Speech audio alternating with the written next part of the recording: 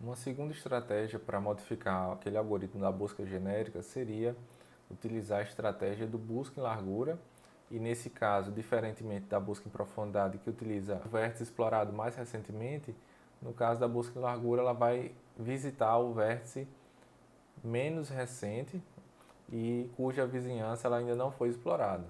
Então, diferentemente lá da busca em profundidade, que utiliza uma pilha, no caso da busca em largura vai ser utilizada uma fila e essa fila ela vai guiar o algoritmo de busca. Então nós temos que essa atuação desse algoritmo ela é feita de forma em camadas ou níveis a partir do vértice inicial. Então no primeiro momento vão ser visitados todos os vértices adjacentes ao vértice inicial. No segundo momento vão ser visitados todos os vértices no segundo nível do grafo a partir do vértice inicial e assim sucessivamente, e a ordem desses vértices vai ser controlada através do uso da fila, certo? Então, cada vértice novo visitado ele vai ser adicionado ao final da fila, a gente vai ter aqui uma fila Q, e a partir do momento que esse vértice ele tem a sua vizinhança explorada, ele vai ser removido dessa fila, tá? E aí, no caso, a busca ela vai ser encerrada quando a fila se tornar vazia. Então vamos dar uma olhada agora no algoritmo para termos uma noção do passo a passo. Então temos aqui como entrada o nosso grafo e o vértice V como sendo o vértice inicial. Então, o primeiro passo seria criar uma fila vazia, marcar o vértice V como visitado e já fazer a inserção desse vértice na fila. Entrar nesse laço que ele vai, todas as instruções vão ser repetidas enquanto a fila tiver algum elemento. O primeiro passo dentro desse laço seria fazer a remoção do vértice V da fila. E para todo o vértice W dentro da vizinhança de V, deve-se checar se esse vértice W ele não foi visitado ainda. E caso ele não tenha sido, o que é que tem que ser feito? Fazer a marcação da arecha VW, inserir esse vértice W na fila e marcar esse vértice W como visitado.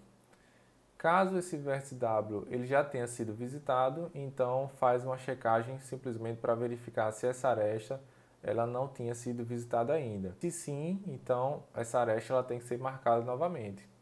E esse processo ele vai se repetindo enquanto houver vértices na nossa fila Q, tá? Então percebam que para todo vértice W aqui na vizinhança de um vértice V, dentro desse laço aqui da linha 6, esses vértices eles vão sendo inseridos na fila se eles não tiverem sido visitados ainda. Então vamos dar uma olhada agora graficamente para ver se fica mais claro, tá? Então partindo de um vértice 1, nós temos que o primeiro passo lá do algoritmo seria incluir esse vértice na nossa fila Q. Segundo passo seria explorar a vizinhança desse vértice 1. Então, a primeira aresta aqui é a aresta de 1 a 2 e esse vértice ele vai ser inserido na fila Q, tá? Terceiro passo seria visitar o vértice 3, que seria o segundo vértice dentro da vizinhança do vértice 1. E aqui ficou faltando, na verdade, essa fila agora para esse passo deveria ser composta pelos vértices 2 e 3, certo? Então, no próximo passo, como a vizinhança do vértice 1 já foi explorada, agora vai ser explorada a vizinhança do vértice 2, certo? Então, o vértice 2 ele é removido da fila e, nesse caso aqui, a única aresta não explorada ainda seria essa aresta aqui entre 2 e 3. Como o vértice 3 ele já havia sido marcado, ele não vai ser inserido na fila. E essa aresta ela também é uma aresta que vai levar a um ciclo. Então ela também não vai ser inserida na solução da árvore resultante, certo? Portanto, essa aresta ela não vai ser inserida na árvore resultante do algoritmo. O próximo passo seria explorar a vizinhança do vértice 3. As arestas que ainda não foram visitadas, né, do vértice 3 seriam as arestas de 3 a 4, 3 a 5 e 3 a 7. O primeiro vértice seria o vértice 4, então esse vértice ele vai ser inserido na fila Q. O próximo vértice da vizinhança de 3 seria o 5 e ele também é inserido na fila. depois o 6 e, por fim, o vértice 7. Tá? Dessa forma, a partir desse ponto, nós temos que a vizinhança do vértice 3 ela foi totalmente explorada e agora a vizinhança do vértice 4 ela vai ser verificada. A partir de 4, nós temos apenas uma aresta não visitada, que seria a aresta entre 4 e 5, e essa aresta ela vai ser marcada, contudo, o vértice 5, esse vértice ele já foi visitado e, consequentemente, ele já está dentro da nossa árvore resultante. A partir desse ponto, os vértices 5, 6 e 7 eles vão ser retirados da fila, no entanto, não existem mais vértices na vizinhança do 5, do 6 e do 7 que não foram explorados e também não existem arestas a serem exploradas.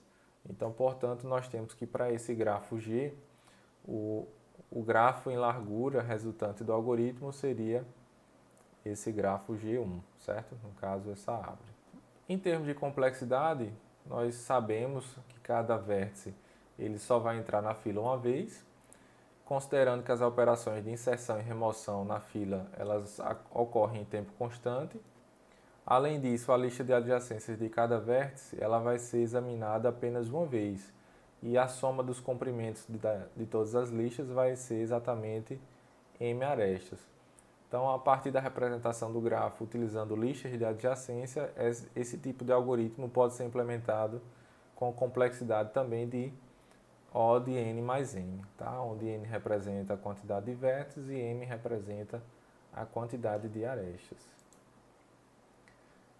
Esses algoritmos que a gente viu, tanto de busca em profundidade quanto em busca de largura, eles têm uma série de aplicações, tanto dentro da própria teoria dos grafos, quanto em outros tipos de aplicações. Por exemplo, nós podemos utilizar esses algoritmos para verificar a conexidade em grafos, para verificar se existem ciclos em grafos, encontrar componentes biconexas, realizar a classificação de arestas, encontrar componentes fortemente conexas, dentre outras aplicações não citadas aqui nesse slide. E aqui, de forma geral, a gente tem um pequeno resumo de diferenças desses dois algoritmos de profundidade e largura. Então, no caso da busca em profundidade, esses percursos vão ocorrer primeiramente até o nível mais profundo do grafo, e esse percurso ele retorna a partir do momento em que não é possível continuar por aquele caminho. Cada vértice a ser explorado ele vai ser marcado antes de visitar a sua vizinhança, e o uso de uma pilha é o mais natural para se implementar esse algoritmo. E por outro lado, nós temos que a busca em largura, ela vai efetuando a visitação dos vértices de acordo com os níveis do grafo. E para esse algoritmo, o uso de uma fila acaba sendo a estrutura mais natural. As informações podem ser obtidas no livro-texto da disciplina e também outras referências podem ser consultadas para verificar esses tópicos, tá? Então, esses slides foram também baseados nos slides do professor Marco Antônio, da Federal de Ouro Preto. Então é isso, pessoal. Espero que tenha ficado claro esses conceitos, bons estudos e até os próximos vídeos. Tchau, tchau.